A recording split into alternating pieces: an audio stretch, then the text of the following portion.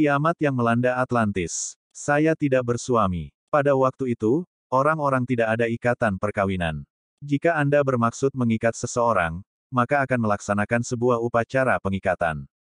Pengikatan tersebut sama sekali tidak ada efek hukum atau kekuatan yang mengikat, hanya berdasarkan pada perasaan hati. Kehidupan seks orang Atlantis sangat dinamis untuk mempertahankan kesehatan. Saya memutuskan hidup bersamanya berdasarkan kesan akan seks, intelijensi dan daya tarik. Di masa itu, seks merupakan sebuah bagian penting dalam kehidupan, seks sama pentingnya dengan makan atau tidur. Ini adalah bagian dari keberadaan hidup secara keseluruhan, lagi pula tubuh kami secara fisik tidak menampakkan usia kami, umumnya kami dapat hidup hingga berusia 200 tahun lamanya. Ada juga yang orang berhubungan seks dengan hewan, atau dengan setengah manusia separuh hewan, misalnya, tubuh seekor kuda yang berkepala manusia. Di saat itu, orang Atlantis dapat mengadakan transplantasi kawin silang, demi keharmonisan manusia dan hewan pada alam, namun sebagian orang melupakan hal ini, titik tolak tujuan mereka adalah seks. Orang yang sadar mengetahui bahwa ini akan mengakibatkan ketidakseimbangan pada masyarakat kami, orang-orang sangat cemas dan takut terhadap hal ini, tetapi tidak ada tindakan preventif. Ini sangat besar hubungannya dengan keyakinan kami, manusia memiliki kebebasan untuk memilih, dan seseorang tidak boleh mengganggu pertumbuhan intelijensi orang lain. Orang yang memilih hewan sebagai lawan main, biasanya kehilangan keseimbangan pada jiwanya, dan dianggap tidak matang. Teknologi maju yang lalim. Pada masa kehidupan saya, kami tahu Atlantis telah sampai di penghujung ajal. Di antara kami ada sebagian orang yang tahu akan hal ini, namun, adalah sebagian besar orang sengaja mengabaikannya, atau tidak tertarik terhadap hal ini. Unsur material telah kehilangan keseimbangan. Teknologi sangat maju. Misalnya, polusi udara dimurnikan, suhu udara disesuaikan. Majunya teknologi, hingga kami mulai mengubah komposisi udara dan air. Terakhir ini menyebabkan kehancuran Atlantis. 4 unsur pokok yakni, angin, air, api, dan tanah adalah yang paling fundamental dari galaksi dan bumi kami ini, basis material yang paling stabil. Mencoba menyatukan atau mengubah unsur pokok ini telah melanggar hukum alam. Ilmuwan bekerja dan hidup di bagian barat Atlantis, mereka mengalah pada keserakahan, demi kekuasaan dan kehormatan pribadi bermaksud mengendalikan 4 unsur pokok. Kini alam tahu, hal ini telah mengakibatkan kehancuran total. Mereka mengira dirinya di atas orang lain, mereka berhayal sebagai tokoh Tuhan, ingin mengendalikan unsur pokok dasar pada bintang tersebut. Menjelang hari kiamat, ramalan kiamat pernah beredar secara luas, namun hanya orang yang pintar dan yang mengikuti jalan spiritual yang tahu penyebabnya. Akhir dari peradaban kami hanya disebabkan oleh segelintir manusia. Ramalan mengatakan, bumi akan naik, daratan baru akan muncul, semua orang mulai berjuang lagi. Hanya segelintir orang bernasib mujur akan hidup, mereka akan menyebar ke segala penjuru di daratan baru, dan kisah Atlantis akan turun-temurun, kami akan kembali ke masa lalu. Menarik pelajaran, lumba-lumba pernah memberitahu kami hari kiamat akan tiba, kami tahu saat-saat tersebut semakin dekat, sebab telah 2 pekan tidak bertemu lumba-lumba. Mereka memberitahu saat kami akan pergi ke sebuah tempat yang tenang, dan menjaga bola kristal, lumba-lumba memberitahu kami dapat pergi dengan aman ke barat. Banyak orang meninggalkan Atlantis mencari daratan baru. Sebagian pergi sampai ke Mesir, ada juga menjelang kiamat, meninggalkan Atlantis dengan kapal perahu, ke daratan baru yang tidak terdapat di peta. Daratan-daratan ini bukan merupakan bagian dari peradaban kami, oleh karena itu tidak dalam perlindungan kami. Banyak yang merasa kecewa dan meninggalkan kami, aktif mencari lingkungan yang maju dan aman. Oleh karenanya, Atlantis nyaris tidak ada pendatang.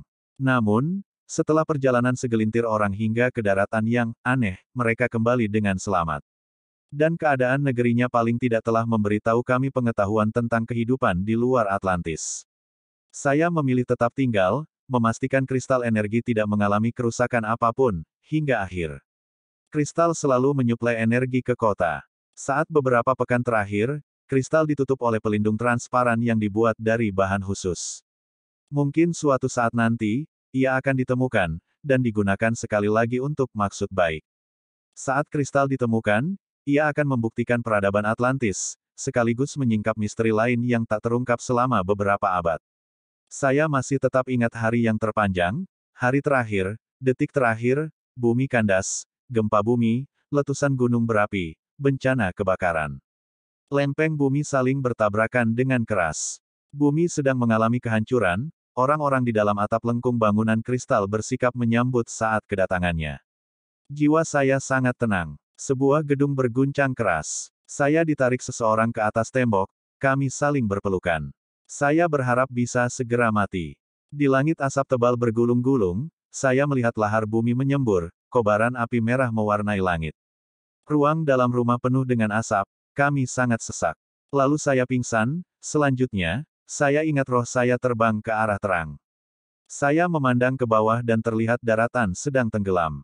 Air laut bergelora, menelan segalanya.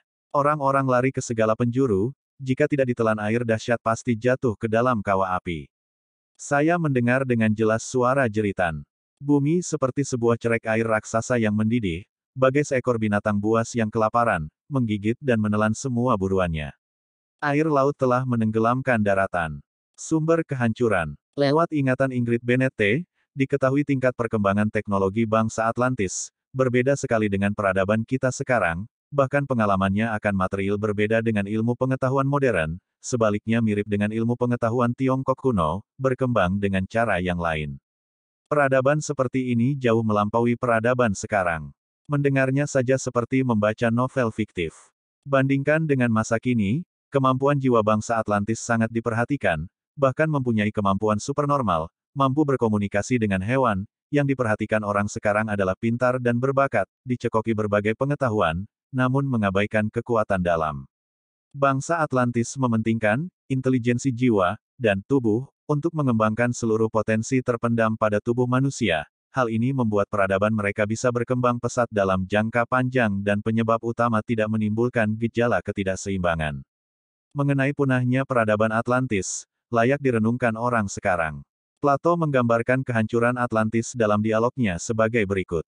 Hukum yang diterapkan Dewa Laut membuat rakyat Atlantis hidup bahagia, keadilan Dewa Laut mendapat penghormatan tinggi dari seluruh dunia, peraturan hukum diukir di sebuah tiang tembaga oleh raja-raja masa sebelumnya, tiang tembaga diletakkan di tengah di dalam pulau kuil Dewa Laut.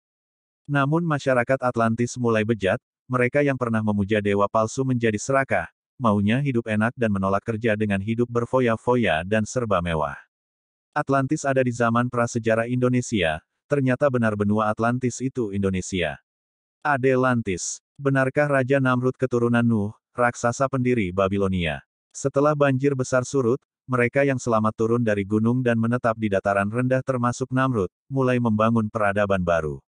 Semua ini terjadi ketika Sumeria, Mesir dan peradaban lembah Sungai Indus secara tiba-tiba muncul dengan tingkat kemajuan yang sangat tinggi, meskipun sebelumnya telah ada dan kembali setelah bencana. Masyarakat Sumeria memulai puncak perkembangannya karena pengetahuan berkembang misterius dan ras Arya berkulit putih, menurut legenda berasal dari planet merah. Mereka memperluas kawasan dari pegunungan Kaukasus dan ke dalam Sumeria, Mesir dan lembah Indus, bahkan sejarah konvensional mengakui bahwa ada masyarakat sangat maju yang tiba-tiba saja muncul. Ada sebagian makhluk yang tidak murni dari garis keturunan manusia, disebutkan ras raksasa Titan, adalah garis keturunan blasteran dari manipulasi genetik. Awal penyebaran garis keturunan campuran Arya setelah banjir surut, terutama di Babilonia Selatan dan wilayah Sumeria sepanjang Sungai Efrat. Babilonia jauh lebih awal dari yang diyakini sebelumnya, dan sebagai salah satu kota pertama pasca banjir, di mana misteri dan organisasi rahasia seluruh dunia berasal dari kota ini. Menurut teks kuno dan legenda, pendiri Babilonia adalah Raja Namrud Nimrod, yang memerintah bersama Ratu Semiramis. Raja Namrud digambarkan sebagai tiran perkasa dan salah satu keturunan ras raksasa yang hidup setelah banjir besar Nuh. Orang Arab meyakini bahwa setelah bencana banjir, Raja Namrud membangun kembali struktur menakjubkan di Baalbek Lebanon dengan 3 batu yang beratnya masing-masing 800 ton. Dia memerintah wilayah yang saat ini berada di Lebanon. Pusat kerajaan pertama Namrud adalah Babilonia, Akkad dan Tanah Sinear, Sumeria. Raja Namrud memperluas wilayahnya ke Asyur untuk membangun kota-kota seperti Niniwe, di mana banyak ditemukan tablet Sumeria. Raja Namrud dan Semiramis berasal dari garis keturunan campuran yang dikenal sebagai Titan. Ras raksasa atau Titan adalah salah satu keturunan Nuh. Teks terdahulu menyebutkan seorang bayi hasil dari perkawinan manusia dan ras berkulit putih. Dalam teks Genesis disebutkan bahwa ayah dari Raja Namrud adalah Cush. Dia dikenal sebagai Bel atau Belus, anak dari Ham sekaligus cucu dari Nuh. Cush dikenal sebagai dewa Hermes, yang berarti anak Ham. Ham atau Hem diartikan sebagai terbakar, dan mungkin terhubung dengan ibadah menyembah matahari. Sebuah terbakar, dan mungkin terhubung dengan ibadah menyembah matahari. Sebuah jaringan dewa muncul dari Babilonia dan kemudian terhubung dengan Mesir. Raja Namrud dan Ratu Semiramis tetap dianggap sebagai dewa utama hingga hari ini, walaupun dikenal dengan banyak nama dan simbol berbeda. Namrud dilambangkan sebagai ikan, dan Ratu Semiramis dilambangkan dengan ikan dan burung merpati. Namrud digambarkan sebagai dewa ikan Dagon berwujud setengah manusia, setengah ikan. Ratu Semiramis digambarkan sebagai ikan karena orang-orang Babilonia percaya bahwa ikan merupakan simbol Dewi Cinta, yang kemudian digunakan dalam simbolisme agama dan arsitektur di mana Semiramis digambarkan sebagai burung merpati yang memegang ranting zaitun. Semiramis diambil dari evolusi nama dewa India, Samiramaisi atau Semiramis. Seekor ikan dan burung merpati adalah dua simbol yang hingga hari ini masih banyak digunakan dalam ritual keagamaan dan upacara nasional, meskipun sebagian besar orang yang terlibat tidak tahu arti sebenarnya. Semiramis disebut Ratu Surga Rea, Dewa Perawan, dan terkadang dikenal sebagai Bunda Pertiwi, Ninharsak. Dia juga disembah di bawah nama Astarte, wanita yang membuat menara, merujuk pada menara Babilonia, Babel, yang pernah dibangun Raja Namrud. Para keturunan campuran Arya dan Babilonia menggunakan tutup kepala bertanduk seperti yang dikenakan Raja Namrud. Di mana tanduk melambangkan otoritas raja dan kemudian menjadi ikat kepala logam dengan 3 tanduk yang melambangkan kekuasaan raja dengan kekuasaan ilahi. Semua ini diwakili simbol yang bisa ditemukan sepanjang regalia kerajaan modern. Membuka rahasia peradaban manusia kaum Ad, Menara Babel, Atlantis, Atlas, Adityas, Devas, dan kaum Samud. Untuk menganalisa lebih dalam mengenai kaum Ad, mari kita lihat ayat-ayat mengenai kaum Ad di dalam Al-Quran. Apakah kamu tidak percaya, dan heran bahwa datang kepadamu peringatan dari Tuhanmu yang dibawa oleh seorang laki-laki di antaramu untuk memberi peringatan kepada kamu? Dan ingatlah oleh kamu sekalian di waktu Allah menjadikan kamu sebagai pengganti-pengganti, yang berkuasa, sesudah lenyapnya kaum Nuh, dan Tuhan telah melebihkan kekuatan tubuh dan perawakanmu, maka ingatlah nikmat-nikmat Allah supaya kamu mendapat keberuntungan. Qs Al-Araf, 69. Adapun kaum Ad maka mereka menyombongkan diri di muka bumi tanpa alasan yang benar dan berkata, siapakah yang lebih besar kekuatannya dari kami? Dan apakah mereka itu tidak memperhatikan bahwa Allah yang menciptakan mereka adalah lebih besar kekuatannya daripada mereka? Dan adalah mereka mengingkari tanda-tanda kekuatan kami. Qs Al-Fussilat, 15. Al-Quran Al-Fajr, 6-8. 6. Apakah kamu tidak memperhatikan bagaimana Tuhanmu berbuat terhadap kaum Ad? 7. Yaitu penduduk Iram yang mempunyai bangunan-bangunan yang tinggi. 8. Yang belum pernah dibangun suatu kota seperti itu di negeri-negeri lain, dan juga pada kisah Ad ketika kami kirimkan kepada mereka angin yang membinasakan. Angin itu tidak membiarkan satupun yang dilaluinya, melainkan dijadikannya seperti serbuk. Qs Az-Zariyat 41-42. Adapun kaum Ad maka mereka telah dibinasakan dengan angin yang sangat dingin lagi amat kencang. Qs Al-Haqqah 6. Jika mereka berpaling, maka katakanlah, aku telah memperingatkan kamu dengan petir, seperti petir yang menimpa kaum Ad dan Samud. Qs Fussilat, 13. Adapun kaum Ad maka mereka menyombongkan diri di muka bumi tanpa alasan yang benar dan berkata, siapakah yang lebih besar kekuatannya dari kami? Dan apakah mereka itu tidak memperhatikan bahwa Allah yang menciptakan mereka adalah lebih besar kekuatannya daripada mereka? Dan adalah mereka mengingkari tanda-tanda kekuatan kami. Qs Al-Fussilat, 15. Maka kami meniupkan angin yang amat gemuruh kepada mereka dalam beberapa hari yang sial, karena kami hendak merasakan kepada mereka itu siksaan yang menghinakan dalam kehidupan dunia. Dan sesungguhnya siksa akhirat lebih menghinakan sedang mereka tidak diberi pertolongan. Qs Fussilat, 16. Al-Quran As-Syu'ara, 128-130. 128. Apakah kamu mendirikan pada tiap-tiap tanah tinggi bangunan untuk bermain-main? 129, dan kamu membuat benteng-benteng dengan maksud supaya kamu kekal di dunia. 130. Dan apabila kamu menyiksa, maka kamu menyiksa sebagai orang-orang kejam dan bengis, adapun kaum Ad maka mereka telah dibinasakan dengan angin yang sangat dingin lagi amat kencang, yang Allah menimpakan angin itu kepada mereka selama 7 malam dan 8 hari terus-menerus, maka kamu lihat kaum Ad pada waktu itu mati bergelimpangan seakan-akan mereka tunggul-tunggul pohon kurma yang telah kosong, lapuk. Qs Al-Haqqah, 6-7. Rangkuman berikut ini adalah deskripsi kaum Ad. 1. Pewaris penerus kaum Nabi Nuh AS. 2. Mempunyai fisik raksasa, besar. 3. Membangun bangunan-bangunan yang sangat tinggi yang belum pernah dibangun oleh bangsa lain di muka bumi ini. 4. Sombong, arogan dan suka menyiksa bangsa lain. 5. Dihancurkan oleh angin dan petir selama 7 malam, 8 hari berturut-turut. Poin nomor 3 ini menurut saya sangat menarik karena sepertinya mirip dengan mitologi bangunan tertinggi dunia yaitu mitologi Menara Babel. Mitologi ini juga disebut di alam Bible Genesis, chapter 11 tepat setelah kejadian banjir besar. Disebutkan bahwa dulu hanya ada satu bahasa, dan kemudian manusia pergi ke arah timur dan mendirikan sebuah menara yang sangat tinggi di sebuah tempat yang bernama Sinar. Kejadian bab 11. 1. Seluruh bumi ada satu bahasa.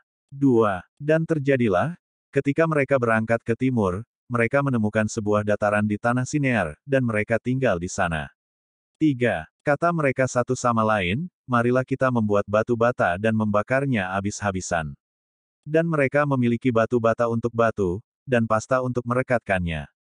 4. Dan mereka berkata, marilah kita membangunkan sebuah kota, dan sebuah menara, dengan puncaknya di surga, dan marilah kita membuat nama kita, sampai kita tersebar di seluruh permukaan bumi. Petik 1. 5. Menurut kitab Jubili Menar sebuah Babel ini memiliki tinggi 2.484 meter. 6. Dan mereka mulai membangun, dan di minggu keempat mereka membuat batu bata dengan api, dan batu bata itu melayani mereka untuk mendapatkan batu, dan tanah liat yang dengannya mereka memperkuatnya. Dengan bahan adalah aspal yang keluar dari laut, dan keluar dari air mancur air di tanah Sinar.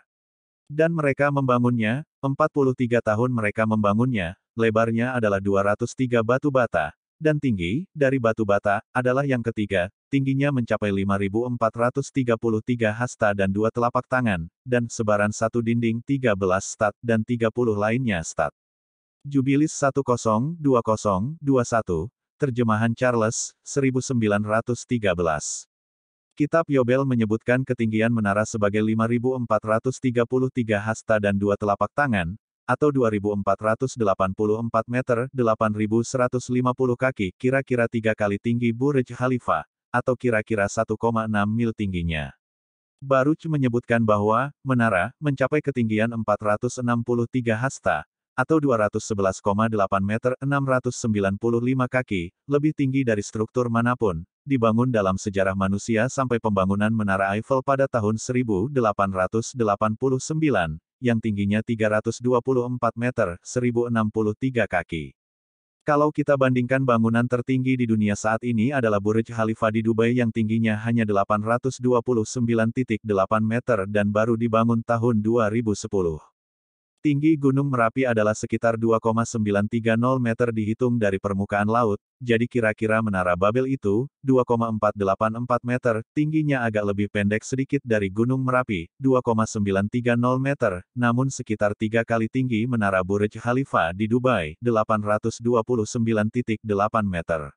Bangunannya pasti sampai menembus awan. Kalau benar kaum Ad yang membuatnya mungkin inilah yang membuat mereka sombong.